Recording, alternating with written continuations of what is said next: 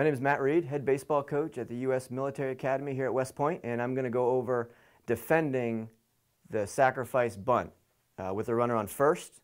The hitting team is giving you an out, so we have to be able to take the out. However, if it's a bad bunt, like if it's bunted hard right at our guy, then we can look to get the lead out, and that is always a bonus. But you always have to get an out. That's the main thing. And a lot of teams are good bunting teams, so if they are a good bunting team where they bunt the ball right where they're supposed to and it's a soft bunt, then we have to get an out. But this is the regular bunt coverage with a runner on first base.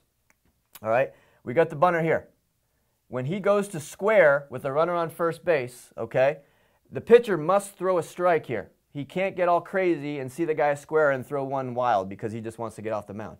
He's got to throw that pitch and pump that in. Okay, what he's going to do after he throws the pitch is he's going to cover the first base side. Our third baseman is going to cover this area, okay? And he's going to start more close to the line because it's harder to defend a bunt that's on the line if you're way off the bag. Okay, so he's going to start close to the line to be able to defend any kind of bunt. So he's going to work from the line over. Okay, it's easier for him. The pitcher is going to try to work on the first base side because as a bunter, you are told what you like to do is get that bunt this way to the first baseman, okay? Because it's a tougher throw for the first baseman to make the second. So what our pitchers like to do is, or any pitchers like to do, is they like to cover that first base side. The first baseman will come in, but once he sees that first baseman can field the bunt, then he'll go back to cover. Or if the bunt's back hard, then he will come in and field the bunt. The second baseman will come and cover first base in case the first baseman has to go in to field the bunt.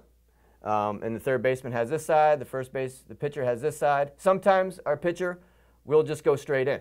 All right, depends on the bunter, depends on the situation, okay? But he'll either come in or he'll go over. The first baseman will have this side, so we got it all covered. But the second baseman has to come in and then over towards first. Why does he come in first? He has to defend against the push bunt because a lot of teams will like to push bunt.